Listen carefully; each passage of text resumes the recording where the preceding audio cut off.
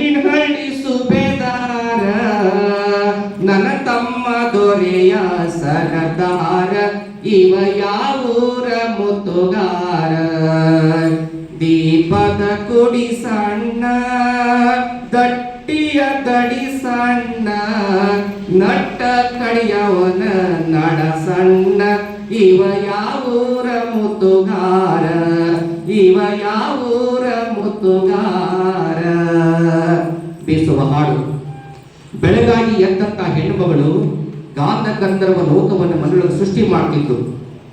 ಅತ್ಯಂತ ಪ್ರಶಾಂತವಾದ ವಾತಾವರಣ ಹೊರಗಡೆ ಇದ್ರೆ, ಒಳಗಡೆ ಕಲ್ಲಿನ ಮುಂದೆ ಕುಳಿತು ತವರ ಮನೆಯನ್ನ ಹರಸ್ತಾ ಭಕ್ತಿಯೊಂದಿಗೆ ಭಾವಪ್ರವಶವಾಗ್ತಕ್ಕಂಥ ಕಾಲಘಟ್ಟ ಇದು. ಆದರೆ ಒಂದು ಬೀಸು ಕಲ್ಲು ಹೋಗ್ಲಿ, ಯಾಕಂದ್ರೆ ಬೀಸು ಕಲ್ಲು ಮುಂದೆ ಕುಳಿತು ಬೀಸುವಷ್ಟು ವ್ಯವಧಾನವೂ ಇಲ್ಲ, ಸಮಯವೂ ಇಲ್ಲ. ಆದ್ರೆ ಬೀಸು ಕಲ್ಲಿನ ಜೊತೆ ಒಂದು ಸಾಂಸ್ಕೃತಿಕ ಸಂಪರ್ಕ ಹೋಯ್ತಲ್ಲ, ಅದು ಬಹಳ ಬೇಸರ ಆಗ್ತದೆ. ಇವತ್ತು ಬೀಸು ಕಲ್ಲಿಗೆ ಹೆಂಗ ಹೋಯ್ತಪ್ಪ ಅಂದ್ರೆ, ಎಲ್ಲ ಅತ್ಯಾಧುನಿಕ ವಸ್ತುಗಳ ಮನೆಯನ್ನು ಸೇರಿಕೊಂಡು ನಾವು ಬಹಳ ತಮಾಷೆಯಾಗಿ ಹೇಳ್ತೀವಿ. ಇವತ್ತು ಆರೋಗ್ಯ ಕೆಡಲಿಕ್ಕೆ ಕಾರಣವೇ ಆ ಬೆಳಗಿನ ಬೀಸು ಕಲ್ಲು ಹಿಡ್ಕೊಂಡು ಸಂಜೆ ತಕ್ಕ ಬಳಸ್ತಕ್ಕಂಥ ವಸ್ತುಗಳೇ. ಬಟ್ಟೆ ಒಗಿಲಿಕ್ಕೂ ಒಂದು ಮಷೀನ್ ಬಂತು, ಪಾತ್ರೆ ತೊಳಿಲಿಕ್ಕೂ ಒಂದು ಮಷೀನ್ ಬಂತು, ಮನೆ ಮನಸಾಕ ಆಳ ಬಂತು. ಹಾಗಾಗಿ ಇದ್ದ ದೇಹವನ್ನು ಕೆಡಿಸಿಕೊಂಡಿವಿ. ಅದರ ಕಾರಣ ನಾವು ಜಾನಪದದಿಂದ ಬಹಳ ದೂರ ಹೋಗ್ತಾ ಇದೀವಿ. ಅದಕ್ಕೆ ಹೇಳ್ತಕ್ಕ ಎಲ್ಲ ಕಡೆ ಹೆಂಗಾಗಿತ್ತು ಇವತ್ತಿನ ಪರಿಸ್ಥಿತಿ ಅಂದ್ರೆ, ಕಾಣದಂತೆ ಮಾಯವಾದವೋ ಒಳ್ಳು ಕಲ್ಲು ಮೂಲೆಯನ್ನು ಸೇರಿಕೊಂಡವೋ, ಕಾಣದಂತೆ ಮಾಯವಾದವೋ ಬೀಸು ಕಲ್ಲು ಮೂಲೆಯನ್ನು ಸೇರಿಕೊಂಡಿತೋ, ಸೇದು ಬಾವಿಗೋಯ್ತು ಪೈಪು ಮನೆಗೆ ಬಂತು, ಸೇದು ಬಾವಿಗೋಯ್ತು ಪೈಪು ಮನೆಗೆ ಬಂತು, 4 ಹೆಜ್ಜೆ ಗಟ್ಟೋ ಬಂದವೋ ಎಲ್ಲ ಕಾಣದಂತೆ ಮಾಯವಾದವೋ, ನಿಮಿಷದಲ್ಲಿ ಹಿಟ್ಟು ರುಬ್ಬಿತೋ ನಮ್ಮ ಮಿಕ್ಸಿ ಕ್ಷಣದಲ್ಲಿ ಚಟ್ನಿ ಮಾಡಿತೋ, ನಿಮಿಷದಲ್ಲಿ ಹಿಟ್ಟು ರುಬ್ಬಿತೋ ನಮ್ಮ ಮಿಕ್ಸಿ ಕ್ಷಣದಲ್ಲಿ ಚಟ್ನಿ ಮಾಡಿತೋ, ಕುಟ್ಟೋದಿಲ್ಲ ಬೀಸೋದಿಲ್ಲ ಬಗ್ಗೋದಿಲ್ಲ ಬಳ್ಕೋದಿಲ್ಲ ನಮ್ಮ ಮೈಯ ಯವ್ವ ನಮ್ಮ ಮೈಯ ಹಂಡೆ ಆಯಿತೋ. ಹಂಡೆ ಅಂತ ಮೈ ಮಾಡ್ಕೊಂಡು ನಾವು ವಾಕಿಂಗ್ ಸದ್ಯಕ್ಕೆ ಟೈಮ್ ಪಾಸ್ ಮಾಡಕತ್ತೀವಿ. ಅವೇತಿ ಕರಗುವಲ್ಲು, ಯಾಕಂದ್ರೆ ತಿನ್ನೋದು ನಿಲ್ಲಿಸುವಲ್ಲಿವಿ, ಟಿವಿ ಮುಂದೆ ಹೇಳುವಲ್ಲಿವಿ. ಟಿವಿ ಮೊದಲ ಡುಮ್ ಇದ್ದು ನೋಡೋರ್ ಕೆಳಗಿದ್ರಿ ಮೇಡಮ್. ಇವತ್ತು ಟಿವಿ ಕೆಳಗೆ ನೋಡೋರ್ ಡುಮ್ ಆಯ್ಕೊತ. ಇವೆಲ್ಲ ಕಾಯಿಲೆಗಳು ಆಗಿನ ಕಾಲಕ್ಕೆ ಇರಲಿಲ್ಲ. ಯಾಕಿರಲಿಲ್ಲ ಅಂದ್ರೆ, ಬೆಳಗಿನಿಂದ ಒಬ್ಬ ಮನುಷ್ಯ ರಾತ್ರಿವರೆಗೂ ವಸ್ತು ಸಂಸ್ಕೃತಿ ನಮ್ಮ ಜಾನಪದ ವಸ್ತುಗಳ ಜೊತೆಗೆ ವ್ಯವಹರಿಸ್ತಿದ್ದ. ಹಾಗಾಗಿ ಹೊಲದಲ್ಲಿ ಹೋದ್ರೆ ನಟ್ಟ ಕಡಿತಿದ್ದ, ಎತ್ತುಗಳನ್ನ ಹಿಡ್ಕೊಂಡು ಹಂದಿ ಹೊಡಿತಿದ್ದ, ಮನೆಗೆ ಬಂದ್ರೆ ಹೆಣ್ಮಕ್ಳು ಬೇಯಿಸೋದು ಕುಟ್ಟೋದು, ಇವೆಲ್ಲದರ ಜೊತೆಗೆ ಏನಪ್ಪಾ ಅಂದ್ರೆ ದೇಹಕ್ಕೆ ಗೊತ್ತಿಲ್ಲದಂತೆ ವ್ಯಾಯಾಮ ನಡೀತಿತ್ತು. ಹಾಗಾಗಿ ಏನಪ್ಪಾ ಅಂದ್ರೆ ಜಾನಪದ ಸಂಸ್ಕೃತಿ ಯಾಕೆ ಬೇಕು ಅಂದ್ರೆ, ಮಾನಸಿಕ ನೆಮ್ಮದಿಯ ಜೊತೆಗೆ ಸಂಸ್ಕೃತಿ ಸಂಸ್ಕಾರದ ಪ್ರಸರಣದ ಜೊತೆಗೆ ಆರೋಗ್ಯವನ್ನು ಕೂಡ ಕೊಡ್ತಕ್ಕಂಥ ಸಂಜೀವಿನ ಶಕ್ತಿ ನಮ್ಮ ಜಾನಪದ ಶಕ್ತಿ ಒಳಗೆ. ಹಾಗಾಗಿ ಜಾನಪದ ಕೇವಲ ಸಾಹಿತ್ಯ ದೃಷ್ಟಿಯಲ್ಲಿ ನೋಡೋದಷ್ಟೇ ಅಲ್ಲ, ಜಾನಪದ ವೈದ್ಯ ಇದೆ, ಜಾನಪದ ವಾದ್ಯಗಳಿವೆ, ಜಾನಪದ ಕಲೆಗಳು ಇವೆ, ಜಾನಪದ ಹಾಡುಗಳಿವೆ, ಜಾನಪದ ಅಡುಗೆಗಳಿವೆ, ಜಾನಪದ ವೇಷಭೂಷಣಗಳಿವೆ. ನಾವು ಒಂದು ಬಂಡಿ ಚಕ್ರ ಅಂತ ತಗೊಂಡ್ರೆ, ಒಂದು ಬಂಡಿ ಗಾಳಿ ಅಂತ ತಗೊಂಡ್ರೆ ಅದಕ್ಕೆ ನಾವೇನು ಕರಿತೀವಪ್ಪ ಅಂದ್ರೆ ಜನಪದ. ಒಂದು ಏರಿಯಾ, ಆ ಜನಪದದಲ್ಲಿ ಬರ್ತಕ್ಕಂಥ ವಿವಿಧವಾದ ವಿಶೇಷವಾದ ವಿಭಿನ್ನವಾದ ಹಲವಾರು ಸಂಗತಿಗಳು ನಾವು ಜಾನಪದಗಳು ಅಂತ ಕರಿತೀವಿ. ಅವೆಲ್ಲ ಜಾನಪದಗಳು ಉಳಿಬೇಕು ಅಂತಕ್ಕಂಥ ಉದ್ದೇಶದಿಂದ ಕಾಡೇಸವರು ತಮ್ಮ ಬದುಕಿನುದ್ದಕ್ಕೂ ಎಲ್ಲೆಲ್ಲಿ ಹೋಗ್ತಾರಲ್ಲಿ ಕೇಳು.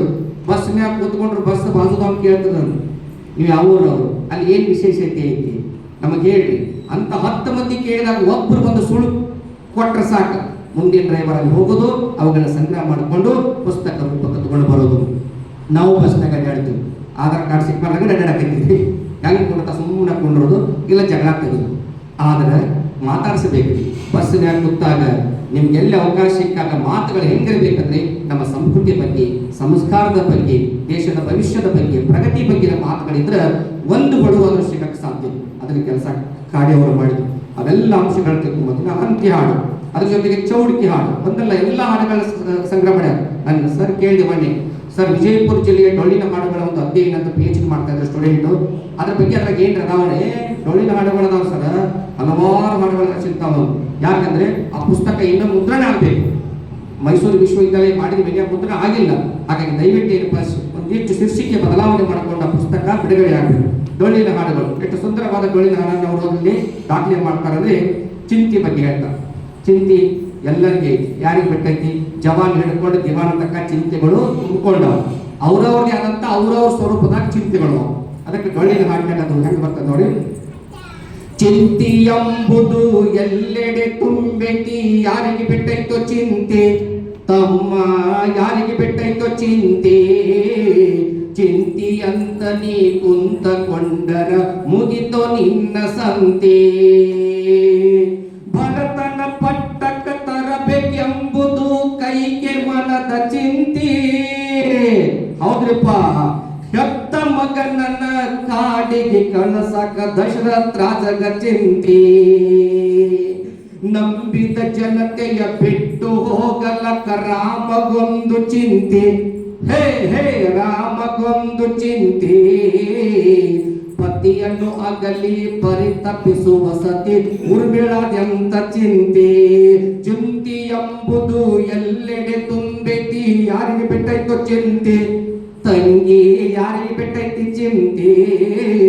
ಚಿಂತಿ ಅಂತ ನೀ ಕುಂತಕೊಂಡರ ಮುಗಿತೋ ನಿನ್ನ ಸಂತೆ.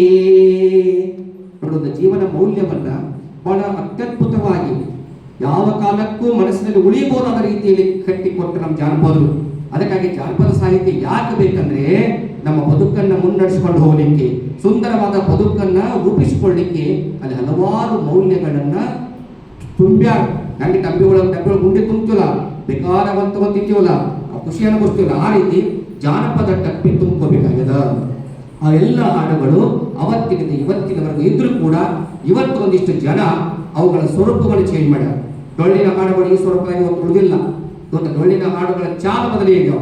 ಯಾವುದೋ ಸಿನಿಮಾ ಹಾಡಿಗೋ ಯಾವುದೋ ತಮ್ಮ ಬೇಕಾದ ದಾಟಿ ಒಳಗೆ ಡೊಳ್ಳಿನ ಹಾಡು ಹಾಡೋದು, ಭಜನಾ ಹಾಡು ಹಾಡೋದು, ಹಿಂದಿನ ಹಾಡುಗಳು ತನ್ಮಯತೆ ಒದಗಿಸ್ತಿದ್ವು. ಆದ್ರೆ ಇವತ್ತು ಏನಾಗಿದೆಪ್ಪ ಅಂದ್ರೆ ವ್ಯವಹಾರಿಕವಾಗಿ ಜಾನಪದವನ್ನು ಮಾಡ್ಕೊಳ್ಳಿಲ್ಲ. ಆದ್ರೆ ಇವತ್ತು ಆ ಜಾನಪದವನ್ನು ಇಟ್ಟುಕೊಂಡೆ ಬಂಡವಾಳ ಮಾಡಿಕೊಂಡು ಎಷ್ಟೋ ಜನ ಬದುಕುವ ನಿಟ್ಟಿನಲ್ಲಿ ತಮಗೆ ಲಾಭ ಆದ್ರೆ ಸಾಕು, ಜಾನಪದ ಖಾಲಿ ಆದ್ರೂ ಪರವಾಗಿಲ್ಲ ಅನ್ನೋ ಲೆಕ್ಕದಲ್ಲಿ ಬದುಕುವುದಕ್ಕಾಗಿ ಇವತ್ತು ಎಷ್ಟೋ ಟ್ರ್ಯಾಕ್ಟರ್ ಹಾಡುಗಳು, ಟ್ರ್ಯಾಕ್ ತಪ್ಪಿಸುವಂತ ಹಾಡುಗಳಿದಾವೆ. ಇವತ್ತು ಎಷ್ಟೋ ನಮ್ಮ ಮಕ್ಕಳು ಅವನೇ ಜಾನಪದ ತಂದುಕೊಳ್ಳಕತ್ಯಾರ. ಅದಕ್ಕೆ ಅವನ್ನೆಲ್ಲ ಮೂಲ ಜಾನಪದವನ್ನು ನಾವು ತಿಳಿಸಿ ಹೇಳಬೇಕಾದಂತ ಕಾಲದ ಜರೂರು ಮತ್ತು ಅನಿವಾರ್ಯತೆ ಇದೆ ಅಂತಕ್ಕಂಥದ್ದು. ಇನ್ನು ಚೌಡಿಕೆ ಒಂದು ಹಾಡು ಹೇಳಿ 2 ಗದ್ಯ ಪ್ರಕಾರವನ್ನು ಹೇಳಿಕೊಂಡು ಕಾಡಿ ಕುಟುಂಬದ ಬಗ್ಗೆ ಒಂದು 2 ಅಭಿಮಾನದ ಮಾತುಗಳನ್ನ ಈ ಸಂದರ್ಭದಲ್ಲಿ ಹೇಳಬೇಕಾಗ್ತದೆ. ಚೌಡಿಕೆ ಹಾಡು ತಮಗೆಲ್ಲ ಗೊತ್ತಿದೆ. ಎಲ್ಲವನ್ನ ಆರಾಧನೆ ಮಾಡ್ತಕ್ಕಂಥ ಭಕ್ತಾದಿಗಳು ಹಾಡತಕ್ಕಂಥ ಹಾಡುಗಳು. ಈ ಹಾಡುಗಳಿಗೆ ರಾಮಾಯಣ ಇದೆ, ಇದರಲ್ಲಿ ಮಹಾಭಾರತ ಇದೆ, ದೇವಿ ಪುರಾಣ ಇದೆ. ಹೆಕ್ತಾ ಹೋದ್ರೆ ಇಡೀ ನಮ್ಮ ಸನಾತನ ಸಂಸ್ಕೃತಿ ಎಲ್ಲ ಅಂಶಗಳು ಚೌಡಿಕೆ ಪದಗಳಲ್ಲಿ ಸಿಗ್ತಾ ಹೋಗ್ತದೆ ಅಂತ ಒಂದು ಹಾಡಿನ 4 ಲೈನ್ಗಳನ್ನು ಈ ಸಂದರ್ಭ ಹಂಚ್ಕೊಳ್ಳೋದಾದ್ರೆ, ಹುಟ್ಟಿ ಬಂದೆ ಎಲ್ಲಮ್ಮನಾಗಿ ನಿನ್ನ ಮದುವೆಯ ಮಾಡಿ ಕೊಟ್ಟಾರವ್ವ ಜಮದಗ್ನಿಗೆ. ಹುಟ್ಟಿ ಬಂದೆ ಎಲ್ಲಮ್ಮನಾಗಿ ನಿನ್ನ ಮದುವೆಯ ಮಾಡಿ ಕೊಟ್ಟಾರವ್ವ ಜಮದಗ್ನಿಗೆ. ರೇಣುಕರಾಜ ನಿನ್ನ ತಂದೆ, ಭೋಗಾವತಿ ನಿನ್ನ ತಾಯಿ. ರೇಣುಕರಾಜ ನಿನ್ನ ತಂದೆ, ಭೋಗಾವತಿ ನಿನ್ನ ತಾಯಿ. ಹುಟ್ಟಿ ಬಂದೆ ಹೊಟ್ಟೆಯಲ್ಲಿ, ಹುಟ್ಟಿ ಬಂದೆ ಹೊಟ್ಟೆಯಲ್ಲಿ, ಹಾಕಿತು ಯಾರೋ ತೊಟ್ಟಿಲಲ್ಲಿ. ಹುಟ್ಟಿ ಬಂದೆ ಎಲ್ಲಮ್ಮನಾಗಿ ನಿನ್ನ ಮದುವೆಯ ಮಾಡಿ ಕೊಟ್ಟಾರವ್ವ ಜಮದಗ್ನಿಗೆ. ಹುಟ್ಟಿ ಬಂದೆ ಎಲ್ಲಮ್ಮನಾಗಿ ನಿನ್ನ ಮದುವೆಯ ಮಾಡಿ ಕೊಟ್ಟಾರವ್ವ ಜಮದಗ್ನಿಗೆ. ಚೌಡಿಕಿ ಆ ಒಂದು ಕೈಲಿರ್ತಕ್ಕಂಥ ವಾದ್ಯ, ಆ ವಾದ್ಯ ಜೊತೆಗೆ ಹಾಡತಕ್ಕಂಥ 4-5 ಜನ ಹೆಣ್ಣು ಮಕ್ಕಳ ಆ ರಾಗ ಸಂಯೋಜನೆ ಎಂಥವರನ್ನು ಮಂತ್ರಮುಕ್ತ ಮಾಡ್ತಕ್ಕಂಥ ಹಾಡುಗಳು. ಇವೆಲ್ಲದ ಸಂಗ್ರಹದ ಒಂದು ಸ್ವರೂಪವೇ ಹಾಡು ಹೂಗಳು. ದಯವಿಟ್ಟು ಆ ಪುಸ್ತಕ ಪ್ರಿಂಟ್ ಆಗಬೇಕು, ನಮ್ಮ ಮನೆಯ ಬಳಗಿರಬೇಕು.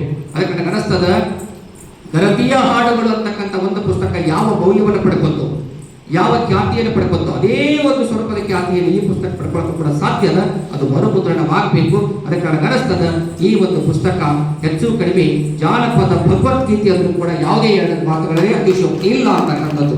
ಅದ್ಭುತವಾದ ಎಲ್ಲ ಸಂಕಲನಗಳು ಅದರಲ್ಲಿ ಸಿಗ್ತಾ ಹೋಗ್ತದೆ. ಇನ್ನು ಗದ್ಯ ಪ್ರಕಾರಗಳು ಕೂಡ ಅದರಲ್ಲಿ ಬರ್ತಾವ. ಒಗಟುಗಳು ಮುಂದೆ ಸರ್ ಅವರ ಮಾತು ಏನಪ್ಪ, ಒಗಟುಗಳು ಕೃಷ್ಣಾ ತೀರದ ಒಡಪುಗಳು ಅಂತ ಕಾಡೆ ಸರ್ ಅವರು ನಮ್ಮ ಮುಂದುವರಿಸಿದ್ರು. ನೋಡಿ, ತಂದೆ ತಾಯಿಗಳಿಂದ ಬಹಳ ಕಡೆ ರೋಗ ಬರ್ತಾವ. ಅಪ್ಪ BP ಇತ್ತನ್ರಿ, ಅದಕ್ಕೆ ಬಂದಿರ್ತೀವಿ BP. ಅವ್ರ ಶುಗರ್ ಇತ್ತನ್ರಿ, ಅದಕ್ಕೆ ಶುಗರ್. ಆದ್ರೆ ಕಾಡೆ ಕುಟುಂಬಕ್ಕೆ ಯೋಗ ಬಂದದ್ದು. ಅವರ ಅಪ್ಪ ಅಮ್ಮನಿಂದ ಬಂದದ್ದು ಯೋಗ.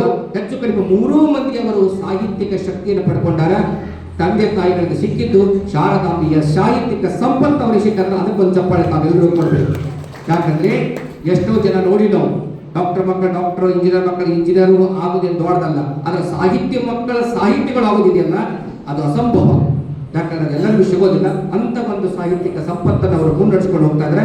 ಕೃಷ್ಣಾ ತೀರದ ಒಡಪುಗಳು ಜ್ಯೋತಿ ಬಸವರವರು ಇದಕ್ಕೆ ನಮ್ಮ ಭಾಗದಲ್ಲಿ ಮೊಟ್ಟ ಮೊದಲ ಅಸ್ಥಿವಾರ ಹಾಕಿದವರು. ಗಂಡ ಹೆಂಡತಿಯ ಹೆಸರುಗಳನ್ನು ಹೇಳುವಂತ ಸಾಂದರ್ಭಿಕ ಒಂದು ಸನ್ನಿವೇಶಗಳು ಹೇಳ್ತಕ್ಕಂಥ ಈ ಒಂದು ಒಡಪುಗಳನ್ನು ಒಂದು ಕಡೆ ತೆಗೆದುಕೊಂಡು ಬರ್ತಕ್ಕಂಥ ಕೆಲಸವನ್ನ ಮೊಟ್ಟ ಮೊದಲು ರಾಯಭಾಗದ ಜ್ಯೋತಿ ಬಸವರವರು ಮಾಡಿದರು. ಹೆಸರು ಹೇಳ್ತೀನಿ, ಒಡಪ ಕಟ್ಟಿ ಪುಸ್ತಕದ ಹೆಸರು. ಬಹಳ ಚಿಕ್ಕ ಪುಸ್ತಕ, ಅದರ ಮುಂದುವರಿಸಿದವರು ಕಾಡೆ ಕುಟುಂಬದವರು, ಬಹಳ ಚಂದ ಇರ್ತವ್ರು ಅವರು. ಯಾಕೆ ಈ ಒಡಪುಗಳನ್ನ ಹೇಳ್ತಿದ್ರಂದ್ರೆ, ಮದುವೆ ಅಂತಕ್ಕಂಥದ್ದು ಈಗ ಹೆಂಗೆ ಆಗ್ಬಿಟ್ಟೈತಪ್ಪ ಅಂದ್ರೆ ಎಂಗೇಜ್ಮೆಂಟ್ ಮಾಡಿದ ಮೇಲೆ ಮಾತು ಸ್ಟಾರ್ಟ್ ಆಗಿಬಿಡ್ತಾವೆ. ಎಂಗೇಜ್ಮೆಂಟ್ ಆದ್ಮೇಲೆ ಮೊಬೈಲ್ ಇಟ್ಕೊಂಡು ಅವ್ರು ತೊಗೊಂಡ್ಬಿಡ್ತಾರೆ. ಅವು ಏನು ಮಾತಾಡಬಾರ್ದು ಎಲ್ಲ ಮಾತಾಡಿ ಮುಗಿಸ್ಬಿಟ್ಟಿರ್ತಾರೆ. 6 ತಿಂಗಳು ತಕೊಂಡು ಎಲ್ಲೋ ನಾ ಅಲ್ಲೇ, 6 ತಿಂಗಳು ಆಗ್ಬೇಕು ಅಲ್ಲೇ ನಾ ಇಲ್ಲೇ. ಯಾಕೆ ಏನ್ರಿ ಮಾತಾಡ್ತಾ ತಾವತ್ತಾನ ಎಲ್ಲ ಮುಗ್ದಾವಲ್ಲ ಅಂತ ಹಾಕಿರ್ತಾಳ. ಮತ್ತು ನಾನು ಮುಗ್ದಾವ ಏನೇ ತಡಿ ಅಂತ ಬಿಡ್ತಾನ ಪರಿಸ್ಥಿತಿ. ಇವತ್ತು ಅವಾಗ ಹಂಗಿರ್ಲಿಲ್ಲ. ಹಿರಿಯರಿಗೆ ಗೊತ್ತಾಯ್ತದಲ್ಲ, ಹಿಂದಿನ ಕಾಲದಲ್ಲಿ ಮದುವೆಯ ವೇದಿಕೆಯಲ್ಲಿಯೇ ಸತಿಪತಿಗಳು ಒಬ್ಬರಿಗೊಬ್ಬರು ಮುಖ ನೋಡ್ಬೇಕಾಗಿತ್ತು. ಅವು ಮದುವೆ ವೇದಿಕೆ ಬರುತ್ತಕ್ಕ ಹುಡುಕ್ಯಾಡ್ತಿದ್ದ ಯಾವ ಇರ್ಬೋದ, ನನ್ನ ನೀವು ಇರ್ಬೋದು, ಇರ್ಬೋದು, ಎಲ್ಲಿ ಮ್ಯಾಲ ಬಂದಿರ್ತಾಗ ಅಯ್ಯೋ ಇವದಾನ ಡಾಬರ ಡೆಬ್ಬಿ ಅವ ಅಲ್ಲಿಗೆ ಗೊತ್ತಾಗೋದು, ಅಂತಕ್ಕೆ ಗೊತ್ತಾಗಿರ್ತಿಲ್ಲ. ಅಲ್ಲಿ ಬಂದ ಮೇಲೆ ಇನ್ನು ಡೈರೆಕ್ಟ್ ಹೆಸರು ಹೇಳಕ್ಕೆ ಸ್ವಲ್ಪ ನಾಚಿಕೆ ಬರ್ತಿತ್ತು. ಈಗ ನನ್ನ ಮಾತುಕತೆಗಳು ಆಗಿರ್ತಿರ್ಲಿಲ್ಲ. ಹಾಗಾಗಿ ಡೈರೆಕ್ಟ್ ಹೆಸರು ಹೇಳಿದಾಗ ಮುಜುಗರ ಆಗಬಾರ್ದು ಅನ್ನೋ ಕಾರಣಕ್ಕೆ ನಮ್ಮ ಹಳ್ಳಿ ಹಿರಿಯರು ಡೈರೆಕ್ಟ್ ಬೇಡವ ಅದಕ್ಕೆ ತಗೊಂಡು 4 ಸಾಲ ಏನ್ರ ಹೇಳಿ ಹೆಸರು ಹೇಳಂತ ಹೇಳಿದ್ರು. ಯಾಕೆ ಯಾವುದೋ ಸಿನಿಮಾದಾಗ ಇಲ್ಲ ಇಲ್ಲ ಆಗೋದಿಲ್ಲ, ಹಳ್ಳಿ ಹುಡುಗಿ ಗಂಡನ ಹೆಸರು ಹೇಳೋದಿಲ್ಲ, ಸಲಿಗೆ ಚಂದ ಅಲ್ಲ ಅಂದ್ರೆ ಚಂದ ಕೊಡಲ್ಲ. ಹಂಗೆ ಡೈರೆಕ್ಟ್ ಹೇಳ್ಬಾರ್ದು. ಅವಾಗ ಆ ನಾಚಿಕೆಯನ್ನು ಹೋಗಲಾಡಿಸುವುದಕ್ಕೋಸ್ಕರ ಬಳಸ್ತಕ್ಕಂಥ ಒಂದಿಷ್ಟು ಒಡಪು ಹೆಂಗಿತ್ತು. ಕಟ್ಟಕ ರೊಟ್ಟಿ ತಟಕ ಎಣ್ಣೆ, ಕಟ್ಟಕ ರೊಟ್ಟಿ ತಟಕ ಎಣ್ಣೆ ಕಟ್ಕೊಂಡು ಹೋಗೋದ್ರೆ ಸಟ್ಕೊಂಡು ಹೋಗ್ತಾನೆ ಬಸ್ಸು ಮಾಮಾರಿ. ಬಸ್ಸು ಮಾಮನ ಹೆಸರು ಹೇಳ್ತೀನಿ. ಉಳ್ಳಾಗಡ್ಡಿಗೆ ಪದರ ಬಾಳ್ರಿ ಉಪ್ಪಿಟ್ಟು ಉದರ ಬಾಳ, ಉಳ್ಳಾಗಡ್ಡಿಗೆ ಪದರ ಬಾಳ್ರಿ ಉಪ್ಪಿಟ್ಟು ಉದರ ಬಾಳ, ನನ್ನ ಮೇಲೆ ನಮ್ಮ ಬಸ್ಸು ಮಾಮ ನೆದರ ಬಾಳ್ರಿ. ಹೀಗೆ ಆಗಿನ ಕಾಲದಾಗ ಯಾವ ಸೌಂಡ್ ಸಿಸ್ಟಮ್ ಎಲ್ಲ ಇರಲಿಲ್ಲ. ಏನಿದ್ರು ಮಾತಿನ್ಯಾಗನೇ ಮ್ಯಾಜಿಕ್ ಮಾಡಬೇಕಾಗಿತ್ತು. ಮಾತಿನೊಳಗೆ ಮದುವೆಯನ್ನು ರಂಗ ಮಾಡಬೇಕಾಗಿತ್ತು. ಆ ರಂಗ ಮಾಡುವಂತ ಸಾಧ್ಯತೆ ಎದುರಾಗಿತ್ತಪ್ಪ ಅಂದ್ರೆ ಒಡಪುಗಳಿಗೆ. ಹಂಗೆ ಅವ್ರು ಹೇಳ್ತಾರೆ, ಗಂಡ್ಮಕ್ಳು ಒಡಪಿದ್ದು 10ನೇ ಬಿಡಿದ್ರೆ ಮಕ್ಕಳ ಬರ್ತಾವ ಮಾನಿಂಗ್ ನೋವು. ಹಂಗ ಭಾಗವಾಗಿತ್ತು ನನಗೆ. ಅಂಡೆದಾಗ ಕೂತು ಉಂಡಿದ್ದಾಳ ಸಂಘವು, ನುಚ್ಚರಿಕೆ ಮೇಲೆ ಕೂತು ನುಚ್ಚುತ್ತಿದ್ದಾಳೆ ನೀಲೋ. ಅಂದ್ರೆ ತಮಾಷೆ ಇರಲಿ, ಮದುವೆ ಖುಷಿ ಖುಷಿಯಾಗಿರ್ಲಿ ಅಂತ ಈ ರೀತಿಯಾದಂತಹ ಒಡಪುಗಳನ್ನು ಜೋಡಿಸ್ತೀವಿ. ಬರ್ತಾ ಬರ್ತಾ ಹೋದವು. ಅಮಾವಾಸ್ಯ ರಾತ್ರಿ ಬಿಳಿಜೋಳ ಬಿತ್ರಿ, ಅಮಾವಾಸ್ಯ ರಾತ್ರಿ ಬಿಳಿಜೋಳ ಬಿತ್ರಿ. ನನ್ನ ಹೆಂಡತಿ ಹೆಸರು ಕೇಳ ಗಣ ಎತ್ರಿ ಅಂತ ಯಾವ ಅಲ್ಲಿಗೆ ಬಿಟ್ಟ ಹೆಸರು ತೊಳೆದ ಬಿಟ್ಟು ಕಾಣಿಸುತ್ತೆ. ಆಕೆಗೆ ಕೇಳೋದು ಬೆಟ್ಟ ಬಂತು ಖುಷಿಯ, ನನ್ನ ಗಂಡ ಹೆಸರು ಬಶಿಯ. ಅಲ್ಲಿಗೆ ಸ್ಟಾಪ್ ಆಗಿ ಹೋಯ್ತು. ಈಗ ಸುಮ್ಮನೆ ಏನೋ ಹೇಳ್ತಾರೆ ಜೋಡಿಸಿ, ಅವು ಯಾವ ನಮ್ಮ ಜನಪದ ಒಡಪುಗಳಲ್ಲ. ಇವತ್ತೆ ಸುಮ್ಮ ಜೋಡು. ಆ ಕಪಾಟ್ ಈ ಕಪಾಟ್ ಹಾಲಿನ ಕಪಾಟ್ ಮಸ್ರಿನ್ ಕಪಾಟ್, ಆ ಕಪಾಟ್ ಈ ಕಪಾಟ್ ಹಾಲಿನ ಕಪಾಟ್ ಮಸ್ರಿನ್ ಕಪಾಟ್. ನನ್ನ ಗಂಡನ ಹೆಸರು ಕೇಳಿದವ್ರು ತಲೆ ಸಪಾಟ್ ಅಂತ ತಗೋಬೇಕು. ಹುಬ್ಬಳ್ಳಿ ಆಗಿರೋದು ಡೆಂಟಲ, ಧಾರವಾಡ ಆಗಿರೋದು ಮೆಂಟಲ, ನನಗೆ ಬಿಂಟಲ ಅಂತ. ಇವೆಲ್ಲ ತುಂಬ ತಮಾಷೆಗಾಗಿ ಹೇಳ್ತಕ್ಕಂಥ ಹೊರತಾಗಿ ಮೂಲ ಜಾನಪದ ಒಡಪುಗಳು ಇವತ್ತು ಯಾವ ಮದುವೆ ಒಳಗೂ ನಮಗೆ ಸಿಗಂಗಿಲ್ಲ. ಅವಾಗ ಅಡ್ಡನಿಗೆ ಕೊಡ್ತಿರ್ಕಿಲ್ಲ. ನೀವು ಒಡಪ ಹೆಸರು ನೋಡ್ತಕ್ಕ ಬಿಡಂಗಿಲ್ಲ ತಿಳ್ಕೊಂಡು ಅಡ್ಡನಿಗೆ ಹಿಡ್ಕೊಂಡು ಕೊಡ್ತಿದ್ರು ಅವ್ರು. ಹೀಗಾಗಿ ಅವೆಲ್ಲವುಗಳನ್ನ ನಾವು ಕಳ್ಕೊತಾ ಹೋಗ್ತಾ ಇದೀವಿ. ಮದುವೆ ಕೋಟಿ ಗಂಟೆ ಖರ್ಚು ಮಾಡ್ತಾ ಇದೀವಿ. ಮದುವೆ ಒಳಗಡೆ ಕೋಟಿ ಗಂಟೆ ಖರ್ಚು ಮಾಡ್ತೀವಿ. ಅಲ್ಲಿ ಆಲ್ಗಾಮ್ ಬರಂಗಿಲ್ಲ, ಬಿಗರ್ ಎದುರುಗೊಳ್ಳಂಗಿಲ್ಲ, ಒಡಪುಗಳಿರಂಗಿಲ್ಲ, ಮದುವೆ ಹಾಡುಗಳಿರಂಗಿಲ್ಲ. DJ ಸೌಂಡ್ ಹಚ್ಚಿ ಡಾನ್ಸ್ ಮಾಡಿ ಮದುವೆ ಮುಗಿದು ಬರ್ತದೆ. ಹಾಗಾಗಿ ಮದುವೆ ಅಂತಕ್ಕಂಥದ್ದು ನಮ್ಮ ಸನಾತನ ಸಂಸ್ಕೃತಿಯ ಒಂದಿಷ್ಟು ಅಂಶಗಳನ್ನು ನಮಗೆ ಸೇರ್ಪಡೆ ಆಗಬೇಕು. ಈಗಷ್ಟು ಆಯ್ತು, ನಾವು ಜಾನಪದ ಹೋಗಿದ್ದರೂ ಕೂಡ ಅದನ್ನು ನಾವು ಬಿಟ್ಟರು ನಮಗೆ ಬಿಡಂಗಿಲ್ಲ. ಒಂದು ಕಾಲಕ್ಕೆ ಸಕ್ಕರೆ ಚಾ ಕುಡಿಯೋ ಅವ್ರು ದೊಡ್ಡ ಸಾಹುಕಾರರು ಅಂತಿದ್ರು. ಇವತ್ತು ಹೊಳ್ಳಿ ಏನು ಕುಡಿಯಕ್ಕೆ ಸಾಹುಕಾರ ಕಾರ್ ನಿಂದಿರಿಸಿ ಬೆಲ್ಲ ಚಾ ಕುಡಿಯಕ್ಕೆ. ಯಾಕಂದ್ರೆ ಮತ್ತೆ ಬೆಲ್ಲಕ್ಕೆ ಬಂದೀವಿ. ಒಂದು ಕಾಲಕ್ಕೆ ಅಕ್ಕಿ ಉಣ್ಣವರು ದೊಡ್ಡ ಕೋಟ್ಯಾಧೀಶರು. ಅವಾಗ ನಾವು ಅಮಾವಾಸ್ಯೆಗಳನ್ನು ಅನ್ನ ಮಾಡ್ಯಾರ 4 ಮಂದಿಗೆ ಹೇಳ್ತಿದ್ವಿ, ನಮ್ಮ ಮನ್ಯಾಗ ಮತ್ತೆ ಅನ್ನ ಮಾಡ್ಯಾರ ಅಂತ. ಈಗ ಅನ್ನ ನೋಡಿ ಎಲ್ಲಿ ಬಂತು, ಅನ್ನ ಭಾಗ್ಯ ಬಂದ ಮೇಲಕ್ಕ ಅದಕ್ಕೆ ಕಿಮ್ಮತ್ತಿದ್ದಾಗ ಯಾರು ಬೇಕಾದ್ರೆ ಅಕ್ಕಿ ಅಕ್ಕಿ ಅಕ್ಕಿ ಅಕ್ಕಿ ತಿಂದು ಅಕ್ಕಿ ಹಂಗೆ ಹಾಕೊತ್ಕೊಂಡಾನೆ. ಕಾರಣ ಆರೋಗ್ಯ ದೃಷ್ಟಿಯಿಂದ, ಸೌಂದರ್ಯದ ದೃಷ್ಟಿಯಿಂದ, ವೈಚಾರಿಕದ ದೃಷ್ಟಿಯಿಂದ ಜಾನಪದ ಬಹಳ ದೊಡ್ಡ ಕೆಲಸವನ್ನು ಮಾಡ್ತಕ್ಕಂಥದ್ದು. ಲಾಸ್ಟ್ ಗಾದೆಗಳು ಅಂತ ಹೇಳಿ ನನ್ನ ಮಾತನ್ನು ಮುಗಿಸ್ತೀನಿ. ಯಾಕಂದ್ರೆ ನನಗೆ 25 ನಿಮಿಷ ಸಮಯ ಸರ್ಕಡ್ತದೆ. ಬೇಡ ಸರ್, 25 ನಿಮಿಷ ಮಾತಾಡ್ತಾ ಇದ್ದೀವಿ. ಗಾದೆಗಳು, ಎಲ್ಲಾ ಗಾದೆಗಳು ಜಾನಪದ ಗಾದೆಗಳಲ್ಲ. ಬಹಳ ಮಂದಿ ಜನ ಅದನ್ನ ತಪ್ಪಾಗಿ ಅರ್ಥೈಸ್ತಾರೆ. ತಾಯಿಗಿಂತ ಬಂಧುವಿಲ್ಲ, ಉಪ್ಪಿಗಿಂತ ರುಚಿ ಇಲ್ಲ, ಇದು ಜಾನಪದ ಗಾದೆ ಅಲ್ಲ, ಇದು ಶಿಷ್ಟ ಗಾದೆ. ಜಾನಪದ ಗಾದೆ ಹೆಂಗಿರ್ತಾವಪ್ಪ ಅಂದ್ರೆ, ಕಷ್ಟಕ್ಕೆ ಕರಿಬೇಡ, ಊಟಕ್ಕೆ ಮರಿಬೇಡ, ಅಂಗಾಲಿ ದೇಶಕ್ಕಿಲ್ಲ, ಗಳಿಗೆ ನಾಚಿಕಿಲ್ಲ. ಇಂಥ ನಮ್ಮ ಜಾನಪದೀಯ ಶಬ್ದ ಸಂಪತ್ತನ್ನು ಒಳಗೊಂಡಿರ್ತಕ್ಕಂಥ ಮತ್ತು ಕೇಳಿದ ತಕ್ಷಣವೇ ಜೋಳಿನಲ್ಲಿ ಕುಟುಕುವಂತ ಅರ್ಥವನ್ನು ಹೊಂದಿರತಕ್ಕಂಥ ಅಂಶಗಳನ್ನು ಒಳಗೊಂಡಿರ್ತಕ್ಕಂಥ ಗಾದೆಗಳು ಜಾನಪದ ಗಾದೆಗಳನ್ನು ಕರಿತೀವಿ. ನಮ್ಮ ಜನ ಇವನ್ನ ರಾಜಾರೋಷವಾಗಿ ಒಂದಾದ್ಮೇಲೆ ಒಂದು ಬಳಸ್ತಾ ಇದ್ರು ಹಿಂದಿನ ಕಾಲದಲ್ಲಿ. ಇವತ್ತು ಎಷ್ಟೋ ಜನದ ಮಾತುಗಳು ಸ್ವಾರಸ್ಯ ಕಳ್ಕೊಂಡವೆ. ಯಾಕಂದ್ರೆ ಬಳಸುವ ಆಡ್ತಕ್ಕಂಥ ಮಾಧ್ಯಮ ಪಡೆ ನುಡಿಗಳಿಲ್ಲ, ನುಡಿಗಟ್ಟುಗಳಿಲ್ಲ, ಗಾದೆಗಳಿಲ್ಲ. ಬರೀ ಬಂದ್ರ ಬನ್ನಿ, ಕುಳಿತುಕೊಳ್ಳಿ, ಚಾ ಕಡಿರಿ, ಹೊರಗಿರಿ, ಹೋಗ್ರಿ, ಈ ಲೆವೆಲ್ ಆಗಿ ಭಾಷೆ ಸಪ್ಪಗಾಗೈತಿ. ಬೈಗಳುಗಳು ಇಲ್ಲ. ನಿಮ್ಗೆ ಗೊತ್ತಿರಲಿ, ಬೈಗಳುಗಳು ಕೂಡ ಜಾನಪದದ ಮೂಲ ಬೇರುಗಳೇ. ಬೈಗಳುಗಳು ಕೂಡ ಬೇಕು, ಅದರ ಸಂದರ್ಭ ಯಾವ ಸನ್ನಿವೇಶ ಬಹಳ ಮುಖ್ಯ ಆಗೈತೆ, ಯಾವಾಗ ಬೇಕು ಅನ್ನೋದು. ಬಳ್ಳಾರಿ ಜಿಲ್ಲೆಯ ಬೈಗಳುಗಳು ಅಂತ PhD ಆಗೈತಿ. PhD ಬಳ್ಳಾರಿ ಜಿಲ್ಲೆಯ ಬೈಗಳುಗಳು. ಹಾಗಾಗಿ ಇವೆಲ್ಲವುಗಳನ್ನ ನಾವು ಕಳ್ಕೊತಾ ಬರೋದ್ರಿಂದ ಅದರಿಂದ ಏನು ಕಳ್ಕೊಳಕತ್ತೀವಿ ಅನ್ನೋ ನಮ್ಗೆ ಅರಿವಿಲ್ಲ. ಆದ್ರೆ ಎಷ್ಟೋ ಸಾರಿ ಅದು ಹೊಡಿತೈತಿ. ನಮ್ಗೆ ಎಷ್ಟೋ ಸಲ ಆರಂಭದಲ್ಲಿ ಹೇಳಿಲ್ಲ, ಎಳ್ಳು ಜೀರಿಗೆ ಬೆಳೆಯೋಣ, ಕಬ್ಬು ಅರಿಶಿನ ಬೆಳೆಯೋಣ ಅಲ್ಲೆಲ್ಲ ನಾವು ಎಳ್ಳು ಜೀರಿಗೆ ಬೆಳೆಯೋಣ. ಯಾಕೆ ಇವೇ ಎರಡು ಪದಾರ್ಥಗಳನ್ನು ತಗೊಂಡ್ರಂದ್ರೆ, ಎಳ್ಳು ಹೊರಗಿನ ದೇಹ ಕಾಂತಿಯನ್ನು ಹೆಚ್ಚು ಮಾಡ್ತಾ ಇತ್ತು. ಎಳ್ಳು ಹಂಚ್ಕೊಂಡು ಎರ್ಕೊಂಡ್ರೆ, ಜಳಕ ಮಾಡಿದ್ರೆ, ಜೀರಿಗೆ ಒಳಗಿನ ಆರೋಗ್ಯವನ್ನು ವೃದ್ಧಿಸ್ತಾ ಇತ್ತು. ಹಾಗೆ ಎಳ್ಳು ಜೀರಿಗೆ ಬೆಳೆಯೋಣ. ಹೀಗೆ ಹೆಕ್ತಾ ಹೋದ್ರೆ ಹಲವಾರು ಅಂಶಗಳು ಸಿಗ್ತವೆ.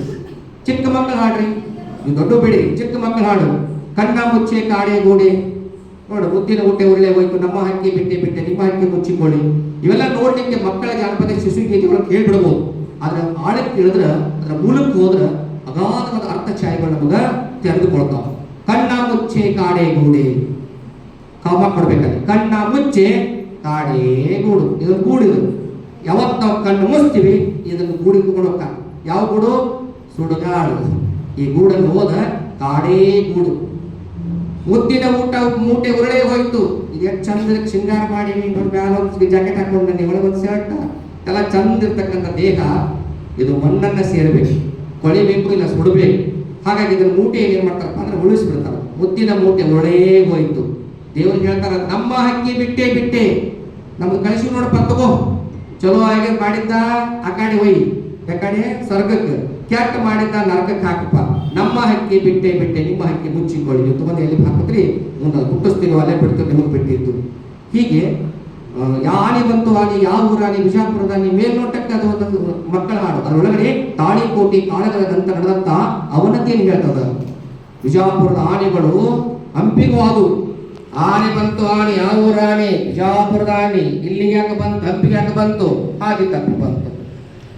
ಒಂದು ವೇಳೆ ಪ್ರೌಢದೇವರಾಯ ಕೃಷ್ಣದೇವರಾಯ ಇದ್ದಾಗ ಬರೋ ತಾಕತ್ತಂದ್ರೆ ಹಂಪಿಗೆ ಸಾಧ್ಯ ಇಲ್ಲ. ಈಗ ಬಂತು, ಯಾಕೆ ಅಳಿಯ ರಾಮರಾಯ ಅದನು, ದುರ್ಬಲ ರಾಜ ಅದನು, ಆನೆ ತಪ್ಪಿ ಬಂತು. ಮತ್ತು ರಕ್ತಗಳನ್ನ ಆನೆಗಳನ್ನ ತಗೊಂಡು ಹೋಗುವಂತಾಗ ಹಾಲಿಗೆ ಒಂದುಂಟು, ಬೀದಿಗೆ ಒಂದುಂಟು, ರೊಕ್ಕ ಬೆಳಕೈತು. ಬಟ್ ನಮ್ಮ ಜನ ಎತ್ತು ನೋಡಾಕತ್ರು, ನೋಡಿದಷ್ಟಲ್ಲ ಬಿದ್ದು ರೊಕ್ಕ ತಗೊಂಡ್ರು. ಅದ ದುಡ್ಡು ಕೊಟ್ಟು ಶೇರು ಕೊಬ್ಬರಿ ತಂದ್ರಂತ. ಒಂದೇನಪ್ಪ ಅದ ಕೊಬ್ಬರಿ ತಂದು ಹುಡುಗರ ಕೈ ಲಟ ಮುಡಿದು ಕೊಟ್ರು.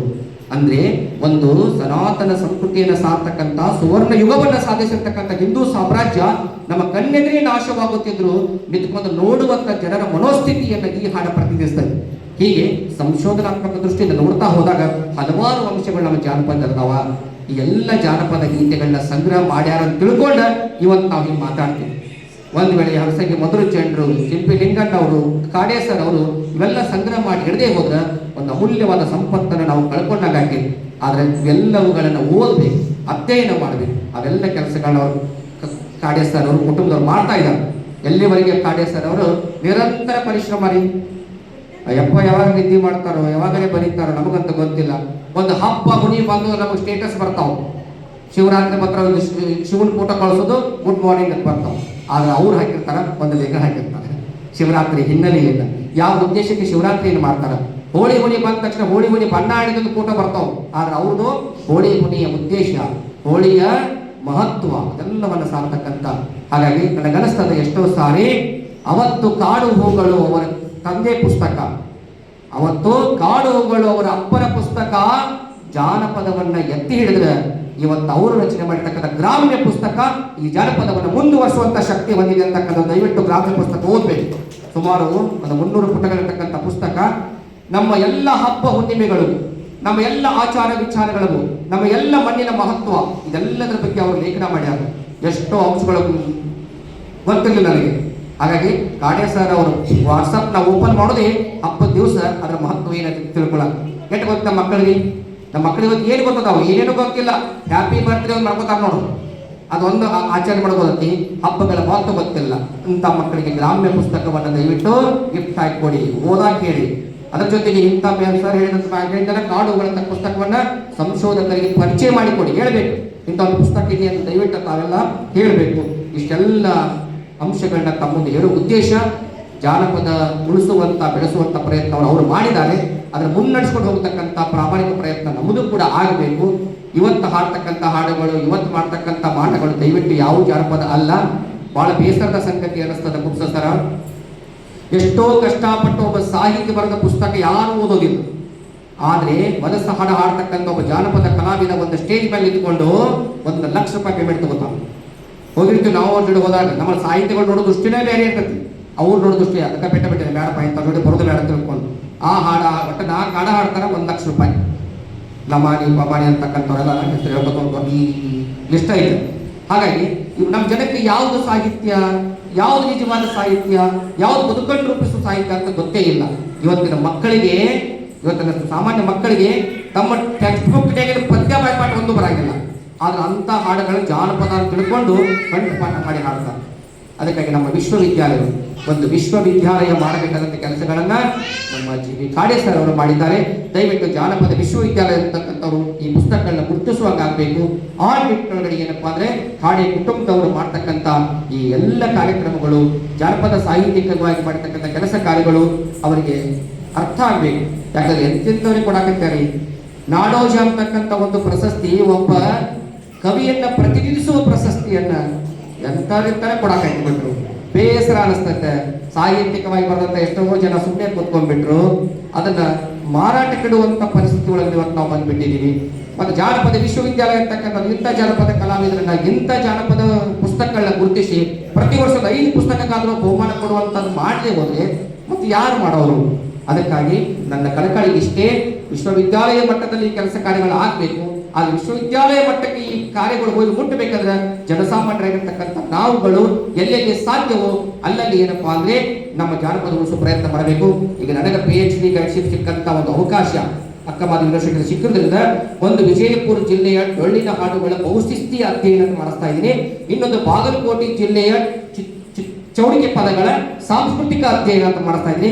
2 ಜಾನಪದ ವಿಶ್ವ 6 ಮಂದಿ ಒಳಗೆ 7ನ ಜಾನಪದಕ್ಕೆ ಒತ್ತು ಕೊಟ್ಟು ಆ ಜಾನಪದವನ್ನು ಉಳಿಸುವಂತ ಪ್ರಯತ್ನ ಮಾಡಕತ್ತೀನಿ. ದಯವಿಟ್ಟು ತಾವುಗಳು ಕೂಡ ಎಲ್ಲೆಲ್ಲಿ ಸಾಧ್ಯವೋ ಅಲ್ಲಲ್ಲಿ ಜಾನಪದವನ್ನು ಉಳಿಸುವಂತ ಬೆಳೆಸುವಂತ ಅದನ್ನು ಮಾಡೋಣ. ಜಾನಪದಕ್ಕೆ ಎಂದೂ ಸಾವಿಲ್ಲ, ರೂಪಾಂತರ ಮತ್ತೆ ಬಂದೇ ಬರ್ತದೆ.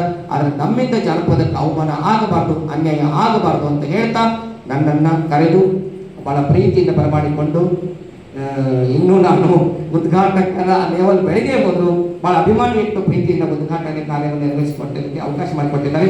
ಕಾಡೆ ಕುಟುಂಬಕ್ಕೂ ನನ್ನ ಮಾತನ್ನು ಬಹಳ ಪ್ರೀತಿಯಿಂದ ಆಲಿಸಿದಂತ ಎಲ್ಲ ಸಾಹಿತ್ಯ ಆಸಕ್ತರಿಗೂ